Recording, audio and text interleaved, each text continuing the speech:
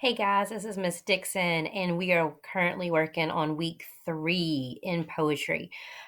Just a quick reminder, we have our first unit test. Um, that's going to happen Friday. I just want to reiterate, use your notes, use any resources that you have. That test will be open from, I believe, 8 to 3 o'clock. So anytime, make sure that test is done, and it is not going to be on a it will not be in a locked browser. So just wanted to share that information out with you. Earlier in our document, we have some really great resources. If you haven't checked out those, I definitely would. They're all on poetry analysis and specifically on analysis of the 2 poems that we're going to be breaking down this week. Part 1 is vocabulary. So this is where you will define the words. And then we're going to list your examples here. All right, so today our focus for our video is the poem Oranges by Gary Soto. Um, Gary Soto is a famous author and he is from Fresno, California. He was born in 1952. Um, when I think about Gary Soto, and I would almost like go and research about him, he really reminded me of the families in Tangerine, the families that worked in the orange groves. His childhood was hard. It was difficult. His father passed away when he was 5, and the family worked as laborers. Education for his family wasn't necessarily a priority. He did grow up to be a successful author that writes about issues and experiences that people can all relate to. He is a spokesperson for the United Farm Workers of America, and his poem Oranges is a love poem that takes a unique spin on how to express and explain love. So, as we set our purpose for reading, I'm going to read and annotate the poem for setting or places. I also want to annotate for images or imagery. I'm going to do that in green. Examples of sounds, onomatopoeia in blue, and then examples of figurative language in purple. So as you and I read this poem, we're going to be annotating for those things to kind of help us understand what's going on and what's the author's message. All right, here we go. Oranges by Gary Soto. The first time I walked with a girl, I was 12, cold and weighted down with 2 oranges in my jacket. December, frost cracking beneath my steps, my breath before me, then gone. So if I stop right there, I see frost cracking. So I'm going to highlight frost cracking, and I am going to highlight that in purple right there. Beneath my steps, my breath before me then gone, as I walk toward her house. So if I take her house, I know that that is setting, and I want to highlight that in yellow. The one that's porch light burned yellow. Okay, so the light didn't necessarily burn. So that is an example of figurative language. Night and day, in any weather, a dog barked at me. Okay, there is a sound, so a dog barking. And I'm going to highlight that in blue. Until she came out pulling at her gloves, face bright with rouge. So if I look at that, her face bright, that is going to kind of help me think of imagery because I can see her face lighting up. And that is in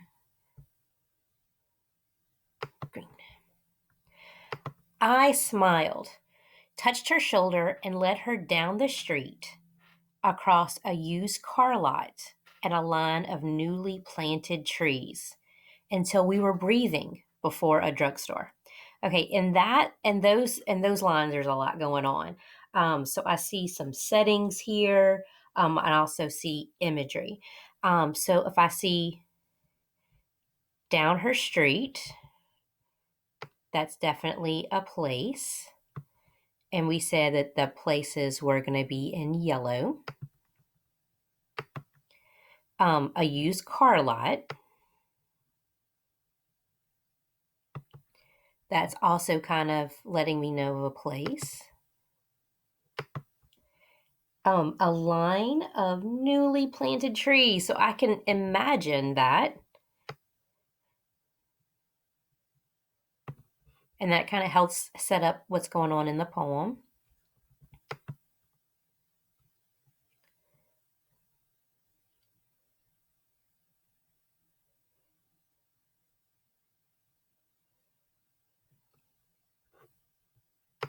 Okay.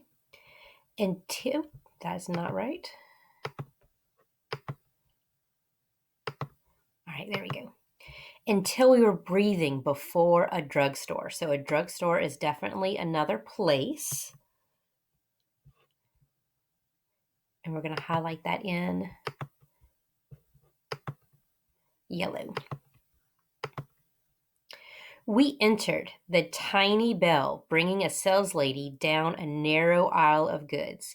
So if I think about a tiny bell, I can kind of imagine that sound in my head.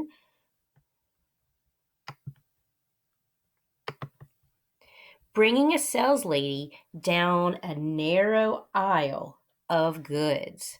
And that's also something else that I can imagine.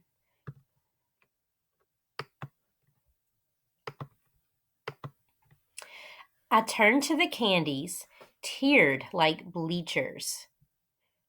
So I see that as another example of figurative language because I can see that the candies are tiered like bleachers. So that's an example of a simile, yes. And I can kind of see how they would be tiered like in from the top, kind of like scattered going down, like the bleachers at school or the bleachers at Tiger Stadium. And asked what she wanted. Light in her eyes, a smile starting at the corners of her mouth. I fingered a nickel in my pocket, and when she lifted a chocolate that cost a dime, I didn't say anything. I took the nickel from my pocket, then an orange, and set them quietly on the counter.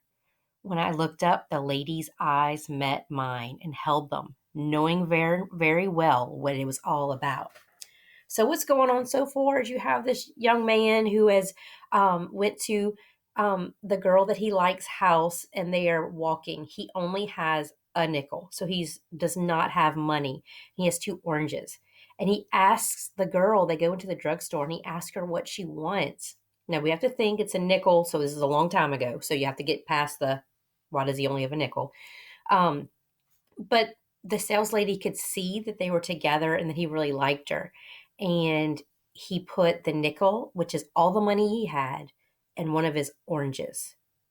But the lady's eyes met mine. That meant the lady made eye contact with the boy.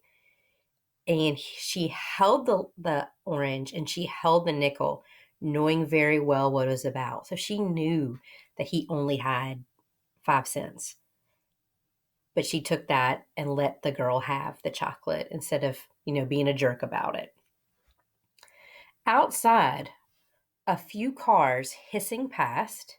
So with this, we have it's the sound for sure. But also in this case, it would be figurative language. The cars hissing past.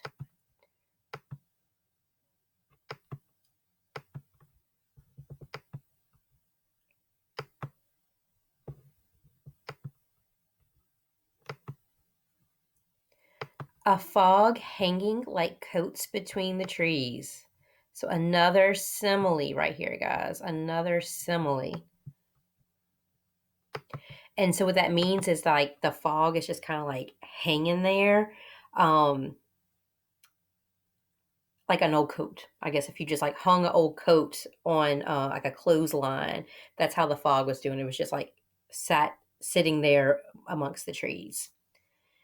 I took my girl's hand in mine for 2 blocks. So they're holding hands, walking down the street.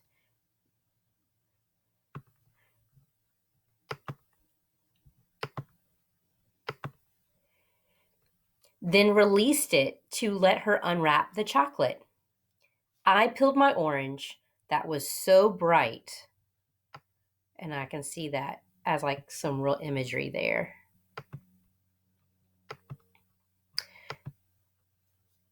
That was so bright against the gray of December that from some distance someone may have thought I was making a fire in my hands.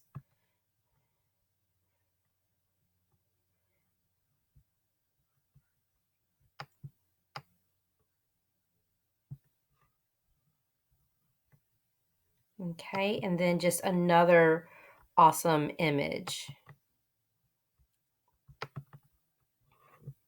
All right, so that is the poem Oranges by Gary Soto.